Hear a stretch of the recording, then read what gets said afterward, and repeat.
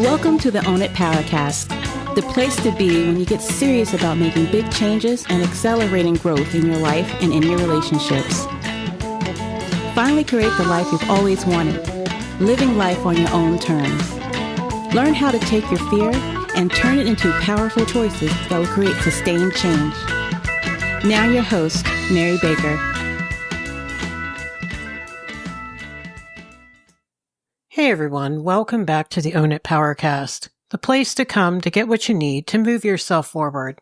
Hey, it's Mary Baker, and welcome to episode 310, Boundaries and Words, How Clear Communication Changes Everything.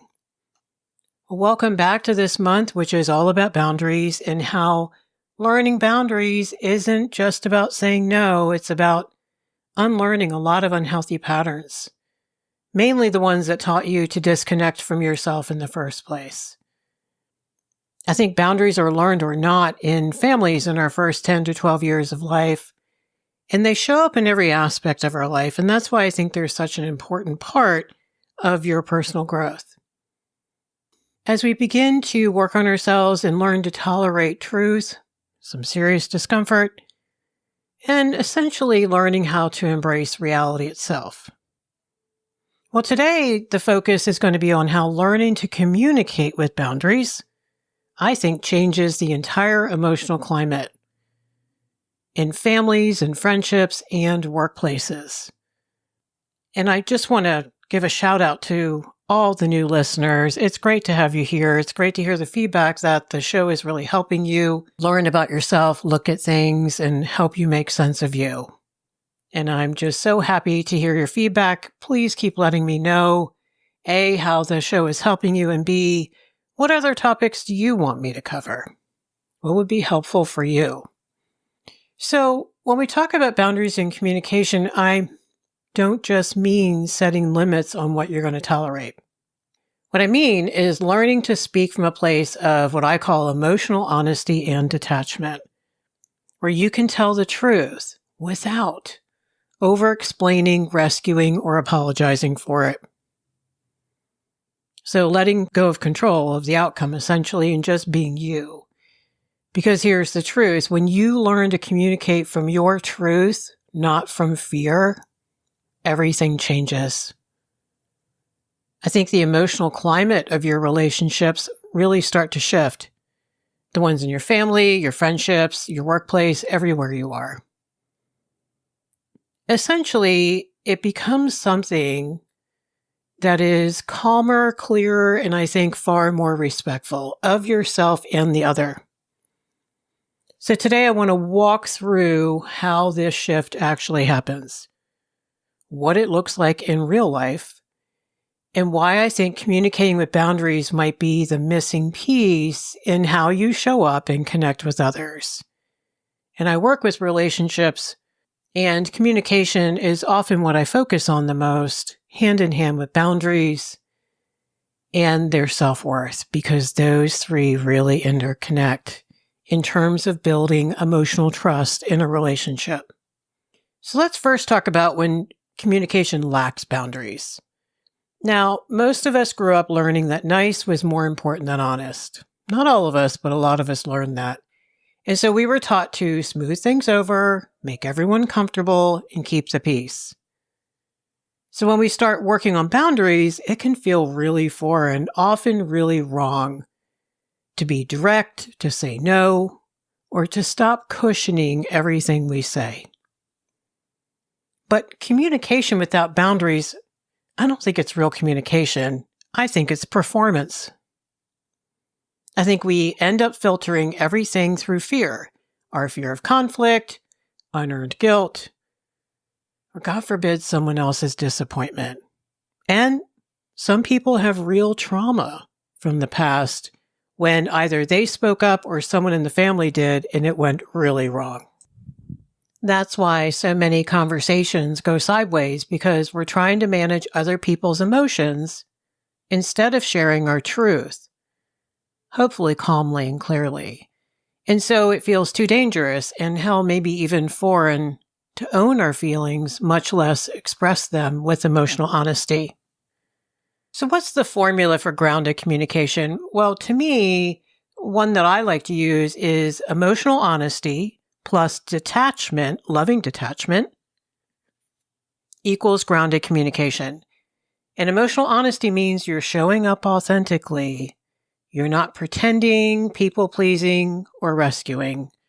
And we cover those topics often in the podcast. So if you're not familiar with those, go back and listen to some old episodes and get up to speed.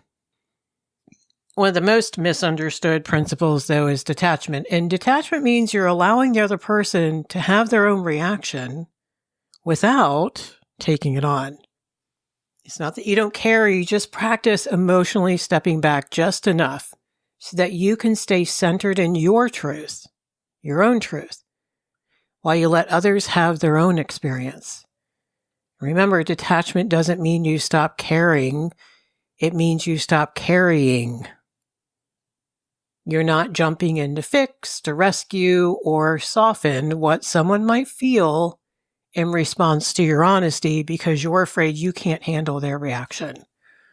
Do you see how it's all about us? So you're not twisting yourself into knots to make sure no one's disappointed or upset. We can do this ever so insidiously. Instead, you're going to focus on just acknowledging they get to feel how they feel. And at the same time, I get to stay grounded in what's real for me. That space, that one between your truth and theirs, I think is where emotional maturity lives. And that's why I teach this so much when I do relationship work. Because I think it's where you start to build true respect, both for yourself and for the other person. Because when you stop absorbing other people's emotions as your responsibility, I think you can finally listen, respond more calmly, communicate more clearly, hopefully without a lot of guilt, and usually with a lot less defensiveness or fear.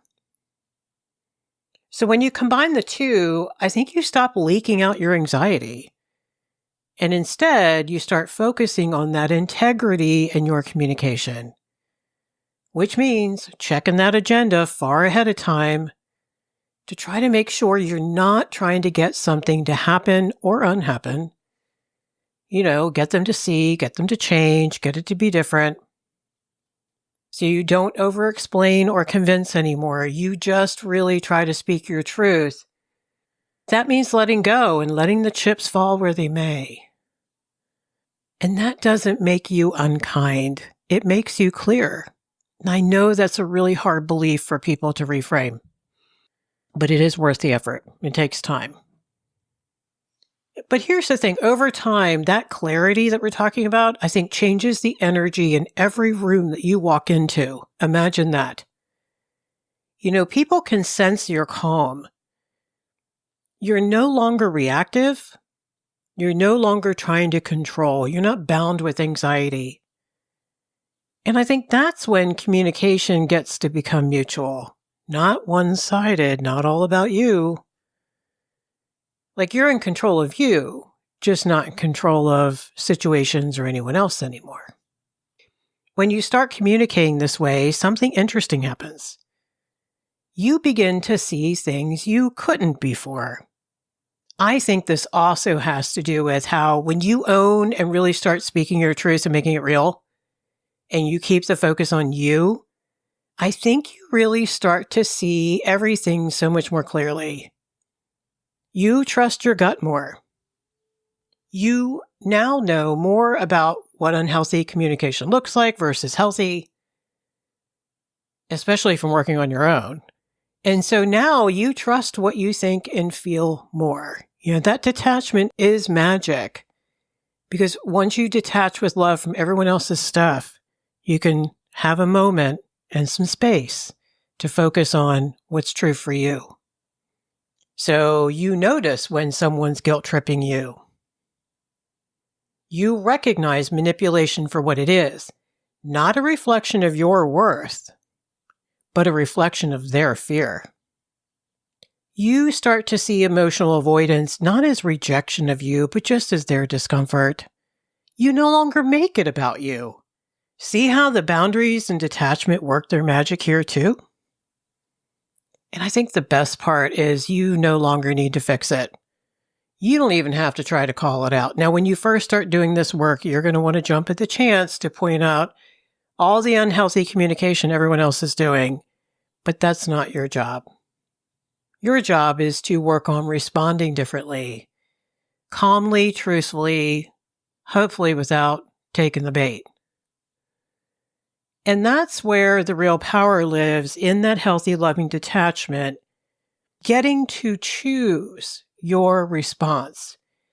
That's a combo of yay, wonderful freedom, and oh crap, responsibility. It's a combination of both. Because when you stop focusing on everyone else and trying to manage everyone else, it's going to be kind of scary to focus on you, and that's normal. And it's going to be really liberating at the same time. So focusing on your truth, the integrity of your communication, how you're going to honor your feelings, own your responses, and what matters most here. So you're moving from your limbic system with all this too into your prefrontal. So as you work on your emotional trauma from the past, all those small T traumas in your communication that have happened to you, all the ways you've been dishonored and invalidated and didn't get the mirroring that you need, all those things, a big part of the work is now you're giving those things to yourself. And you're going to migrate towards healthier people who can be what you need, who every once in a while can hold up that mirror for you, which is so, so helpful. But at the end of the day, they're not validating your worth. You are. So how does this change everything? Well, I think when one person in a family or a group or a workplace starts communicating with boundaries, well, that emotional climate is going to have to shift. But here's the part most people don't want to talk about. At first, it might feel actually more tense, not less. And that's normal. And please don't let it be the thing that stops you from continuing getting healthier in your communication. Just know it going in, it helps. Because when you stop over-accommodating or rescuing people, well, guess what? The people who benefited from that dynamic are going to notice. We just talked about that recently on the show. They're not going to like it. Your calm honesty can actually feel unsettling to those who are so used to you smoothing everything over. They're like, what's wrong with you? What are you doing? Why are you being so mean? Don't you care about us? I mean, they might question your tone, pull away, try to guilt or manipulate you, because they want you back in the old pattern, because that's the only one they're comfortable with. Because when you change, the people around you, if they stay in relationship with you, are going to have to adapt. They're going to have to change. But that doesn't mean you're doing it wrong. It just means that whole system is recalibrating. And it takes time for others, especially if they haven't started working on themselves. It takes them time to adjust to your new clarity and consistency. And I want to stop here for a moment, remind you what you already know. That is why you need other people over there to talk to after this goes down the first time, in your family, in your workplace, in your marriage, in your friendship, whatever. Because you need healthy people to remind you, it's okay, you were saying the honest thing, you're being healthy, this is the right thing to do. Just because they doesn't mean you, right? Detachment work comes up. Just because your sister didn't like the fact that you set a boundary around the holidays doesn't mean you're wrong. And here's why you're not wrong. Here's why what you're asking for is healthy. And to top it off, no one gets to tell you what you need. You get to figure that out. So all of that stuff, it's like we need other people to grab onto who can hold us so that we can maintain the bravery and the consistency with the less than healthy people in our lives that we need to communicate differently with. Remember, we're not going to do vacuums. So if we don't have other people to grab onto that we feel safe enough around, who we know are going to be there no matter what, we're not going to confront. We're not going to set the boundaries. We're not going to be more honest. We're not going to entertain the risk of abandonment. We're just not. So if you have those people, that's great. Utilize them. Let them know, hey, I'm going to start working on this. I need your support. If you don't have those people, which the math will be mathing there, right? Because you probably more than likely don't have a lot of healthy people around you if you struggle with this stuff, because they struggle with it too. Join the group coaching that I offer because it is amazing. It is a safe space where people love and support one another. They're not going to judge you. They're going to honor you setting your boundaries. They're going to cheer you on, and they're going to be there if things don't go well. So if you can grab that support and then work on your commitment of trying to stay steady through that discomfort, that's what's key. Remember, a lot of boundary work is being able to sit in the shit, be able to sit with reality and be okay. If you can do that, things eventually settle into a new normal. No different than you getting used to that change in the workplace, that reorg, or that detour to work that is going to last 4 weeks. The new normal is one hopefully built on mutual respect instead of silent resentment or acting out or reacting to one another. So a couple of things that I think are really cool about that is there's less drama and there's more healthy accountability. What I mean by that is each person is accountable to themselves. They take responsibility for their own behavior and their own emotional maturity level, and they don't put that on you. So therefore, there's a lot less eggshells on the floor, a lot less guessing, and a lot more clarity about what is really being communicated here, what's really going on. And so the tension drops, the anxiety goes down, and I think there's more mutual respect. You at least know each other better. And you can start trusting that you can handle the truth, not only your own that you're learning to respect, but what happens is you start to become more comfortable with the fact that, guess what? Others can express their truth to you and they can handle yours. Healthier people can. That's kind of how you know who can be in your life, are the people who can handle your truth and don't act out or don't shame you. Don't make it about them. Now, again, not everyone's going to like this new version of you. But the people who can meet you at that level, well, guys, those are the people you can actually build, I think, healthy, safe, and honest relationships with. So let's revisit some of the power of not rescuing or over-explaining, because I don't think this stuff is talked about enough. We talk about rescuing, but we don't talk about how we do that in communication. So when you stop rescuing and over-explaining, you stop apologizing for having needs. Yes, I said it. Because guess what? Needs aren't selfish. They're human and we all have them. They're not wants, they're needs. And so you stop justifying your choices as if you need permission to live your own life. You stop softening your truth just to make sure everyone else stays comfortable. Like maybe you leave important details out of a conversation because you know they're not going to like it. So maybe 3 people in your life have different versions of the same event for that reason. It's called compartmentalizing, and we can do it without even thinking about it. But what happens is if you stop doing this stuff, you create space. You create space for other people to also take responsibility for their emotions instead of handing them to you. You create space for relationships, I think, to become a lot more honest and a lot less fragile. There's space for that mutual respect to grow, the kind that I think only exists when people can show up as adults, not caretakers or reactors.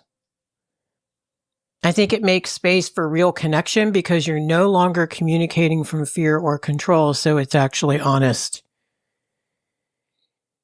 And that's what grounded communication really looks like. It's not about getting someone to agree with you. It has nothing to do with control. In fact, I think it's the opposite because it's letting go of what happens. It's about calm clarity, knowing the boundaries where you end and the other person begins. And here come new beliefs and values. It's like trusting that the truth is always the most loving thing in the long run. And that can be one we might need to sit with for a bit. But when you start communicating with boundaries, the tone of every relationship you have begins to change, sometimes in ways that surprise you. And if you need help with that, check the show notes. There's lots of opportunities there to learn about boundaries, to join the coaching group and course, or to work with me one-on-one, or all of the above, whatever you think works for you. If you're ready to do this work, I'm ready to help you. I help people work on this every day, and it's so wonderful to see the results. Because everything in their life starts to shift when they work on healthier communication. So today we talked about what it really means to speak from emotional honesty and detachment, and why this combo completely shifts that emotional climate in your relationships. And we talked about how grounded communication means building trust and respect, while also hopefully reducing drama and confusion. And that this growth is not easy, and it can feel hard at first and not very peaceful. And we talked about why and how, as you practice letting go of the outcome and really showing up as more integrity in your communication, your confidence rises and you find the people who you can truly connect with. So remember, you can't be authentic and accommodating at the same time. One will always silence the other. And boundaries in communication don't push people away. They actually create the safety we've been craving all along. Because truth builds trust. And I think trust builds connection, and everything else is built on top of that. So this week, I want you to try something. Before your next important conversation, take a minute and ask yourself, am I speaking from my genuine truth, as far as I know, or from fear, and what is the fear? And that one question can change everything. How you show up, how you're heard, and how safe the relationship really feels. And boy, that's a topic for another show, isn't it? Thank you so much for listening today. If this episode hit home for you, I'd love you to share it with a friend or post about it on social media. Because remember, it helps more people find their voice and begin doing this work as well. And if you're ready to go deeper, check out my Find Your Voice program, a 6-month journey where we dig into exactly this kind of transformation, like boundaries, communication, emotional honesty, and self-trust. Remember, when you learn to communicate from truth, not fear, everything changes. And until the next time we meet, take care of you and keep owning it. And pay it forward, keep focusing on you, and I'll see you next time.